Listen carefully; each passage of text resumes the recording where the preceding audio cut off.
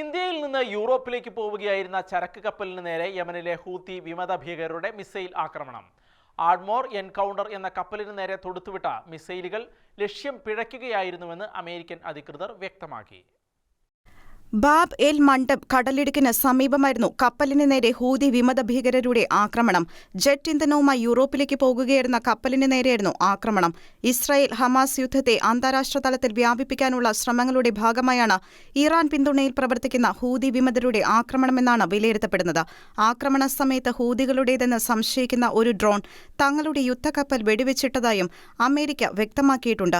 Suez canal വഴിയുള്ള ഇന്ധന നീക്കത്തിന് നേരെയുള്ള ആക്രമണങ്ങളിലൂടെ അന്താരാഷ്ട്ര തലത്തിൽ പ്രത്യാഘാതങ്ങൾ സൃഷ്ടിക്കാനാണ് ഇറാന്റെ നീക്കം. മാർഷൽ ഐലൻഡ് പതാക വഹിക്കുന്ന കപ്പൽ സൂയസ് കനാൽ വഴി കടന്നുപോകാനിരിക്കെയായിരുന്നു ആക്രമണം. ആക്രമണത്തിൽ ആർക്കും പരിക്കേറ്റിട്ടില്ലെന്നും കപ്പലുകൾക്ക് അപകടമൊന്നും സംഭവിച്ചിട്ടില്ലെന്നും കപ്പലുടമകളായ ആഡ്മോർ ഷിപ്പിംഗ് കോർപ്പറേഷൻ വ്യക്തമാക്കി.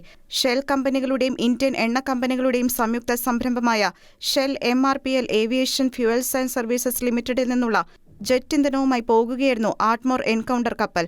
നേരത്തെ യമനിലെ ഹൂതി വിമതരുടെ മിസൈൽ ആക്രമണത്തിൽ ഒരു ടാങ്കർ കപ്പലിന് വൻ നാശനഷ്ടവും സംഭവിച്ചിരുന്നു. ബാബ് അൽ മന്ദാബ് കടലിടുക്കിന് വടക്ക് 60 നോട്ടിക്കൽ മൈൽ അകലെയാണ് ആക്രമണം നടന്നത്.